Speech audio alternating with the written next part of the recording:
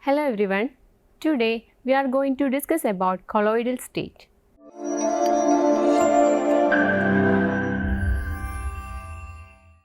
First of all, I would like to ask you something. Is there any difference between the states of water and milk? In the case of water, it is in liquid state. What about milk? Is it also in liquid state? In order to get a clear answer, we can examine the constituents of milk. Milk contains 87.2% water and 12.8% of other materials like fat, carbohydrates, minerals, proteins and other minor constituents. So, milk is a dispersion of the aforementioned materials in water, and the state of milk is actually a colloidal state. So, what is actually a colloidal state mean? A colloidal solution is a heterogeneous system consisting of two phases. First phase is the dispersed phase, which consists of colloidal particles having diameter roughly in the range 1 to 1000 nanometer. Second phase is the dispersion medium, which consists of the solvent or the medium in which the colloidal particles are dispersed. There are lots of other colloids that we come across in our daily life like foam, smoke, detergents, gels, blood, paint, cosmetics, etc. Now, here we can see a beautiful scenery here, isn't it?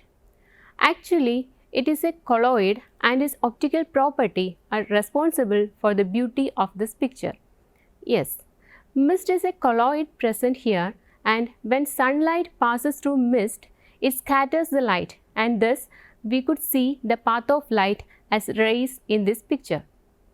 This ability of colloids to scatter the beam of light is known as Tyndall effect, named after the scientist John Tyndall who discovered the effect. Do you know what is a solution? A solution means a solute dissolved or dispersed in a solvent, and three different types of solutions are true solution, colloidal solution and suspension. Now, what do you mean by true solution? A true solution is a homogeneous mixture of solute and solvent. Example, salt solution, sugar solution, etc. In a true solution, the solute particles cannot be seen even with a powerful microscope. The entire solution passes through the filter paper. The solute particles do not show any Tyndall effect. The particles do not settle due to gravity, so stable in nature. Now, what is a colloidal solution? A colloid appears to be homogeneous, but actually it is a heterogeneous mixture of solute and solvent. Example, starch in water, milk, etc. In a colloid, the size of particles is in between 1 to 1000 nanometer, and the dispersed particles can be seen with a powerful microscope. The particle can pass through ordinary filter paper. The particles show Tyndall effect, and they do not settle due to gravity and hence stable in nature. Now, what about suspension? A suspension is a heterogeneous mixture of a solid dispersed in a liquid or gas. Example, chalk powder in water, soil in water, etc. In a suspension, the size of particles is greater than 1000 nanometer. In a suspension, the dispersed particles can be seen with naked eyes. The particles cannot pass through filter paper. They may or may not show Tyndall effect. The particles may settle due to gravity, thus unstable in nature. Thus, the main difference between true solution, colloidal solution and suspension is the difference in the size of the particles. In true solution, the particles are having size less than 10⁻⁻⁷ centimeter. In colloidal solution, the particles are having size in between 10⁻⁷ to 10⁻⁵ centimeter. And in suspension, the particles are having size greater than 10⁻⁵ centimeter. A true solution cannot show any Tyndall effect, while the colloidal solution can show Tyndall effect, and in the case of suspension, it can show Tyndall effect only until the particle settles down due to gravity. We can go to the classification of colloidal system. Both milk and gel are colloids, but are they of same type? No. So, there are different types of colloids, and we can classify these colloids mainly on three bases. First one is on the basis of states of aggregation of the two phases. Second classification is based on interaction between dispersed phase and dispersion medium. And third classification is based on the particles of the dispersed phase. First classification based on states of dispersed phase and dispersion medium. There are 8 colloidal systems present on this basis. When the dispersed phase is a gas and the dispersion medium is a liquid, then the colloidal system is known as foam or froth. Examples are soap, foam, whipped cream, etc. And if the dispersed phase is gas and dispersion medium is solid, then the colloidal system is known as solid foam. Examples includes rubber, styrene foam, cake, bread, etc. As we mentioned earlier, mist, fog and cloud are colloids, and here the dispersed phase is liquid and dispersion medium is gas. Thus the system is known as liquid aerosol. In the case of milk, cod liver oil, cream, etc., the dispersed phase and dispersion medium are liquids, and they belongs to the category known as emulsion. Gel is another colloidal system where the dispersed phase is liquid and dispersion medium is solid. Examples are cheese, boot polish and jellies. If dispersed phase is a solid and dispersion medium is a gas, then the colloidal system is known as a solid aerosol, and examples includes smoke and dust storm. When the dispersed phase is solid and dispersion medium is liquid, it belongs to the colloidal system sol. Examples are paint, starch dispersed in water, etc. Can you believe that colored glass and gems are also colloids, and here both the dispersed phase and dispersion medium are solids, and the system is known as solid sol. Now, we can discuss about the classification based on interaction between dispersed phase and dispersion medium. On the basis of the interaction between dispersed phase and dispersion medium, colloids are classified into two: lyophilic colloids and lyophobic colloids. In lyophilic colloidal system, as the name indicates, the dispersed phase has high affinity for the dispersion medium. They are also known as reversible salts due to their ability to reconstitute on adding dispersion medium after separation. They are quite stable and do not coagulate easily. Lyophilic salts are highly solvated, and the particles of the dispersed phase are covered by a layer of the dispersion medium. Lyophilic colloids can be synthesized easily by simply shaking or warming the substance to be dispersed with the medium. Examples of lyophilic colloids are gelatin, gum, starch, protein, rubber, etc. Now, what about lyophobic colloids? In this type of colloidal system, the dispersed phase does not have an affinity for the dispersion medium, so the colloid is not readily formed. They are also known as irreversible salts, and they cannot be reconstituted by simply adding the dispersion medium after precipitation. They are unstable and coagulate easily on adding electrolyte, shaking or heating. Lyophobic colloids can be prepared by special methods and requires a stabilizing agent. Lyophilic colloids can protect lyophobic colloids from electrolyte. They form a protective layer around lyophobic particles, as we could see in the image here. Examples of lyophobic colloids are salts of metals like gold, silver, etc. and metal sulfides. Next is the classification based on the particles of the dispersed phase. On this basis, colloids can be classified into macromolecular colloids, multimolecular colloids and associated colloids. What are macromolecular colloids? The molecules of natural and synthetic polymeric substances possess very high molar masses which may range from thousands to millions. These are called macromolecules, and these individual molecules themselves size in the colloidal range. Colloidal dispersion of macromolecular substances are called macromolecular colloids. Examples: sols of starch, gelatin, protein, rubber, etc. In the case of multimolecular colloids, individual particles of the dispersed phase consist of aggregates of atoms or small molecules having diameter less than 1 nanometer. Here, the particles are held by weak van der Waals forces. Example: aqueous gold sol, aqueous sulfur sol, etc. Now, what are associated colloids? Certain substances which behaves as normal electrolyte in dilute solution show colloidal properties at higher concentration due to the formation of aggregated particles of colloidal size known as micelles.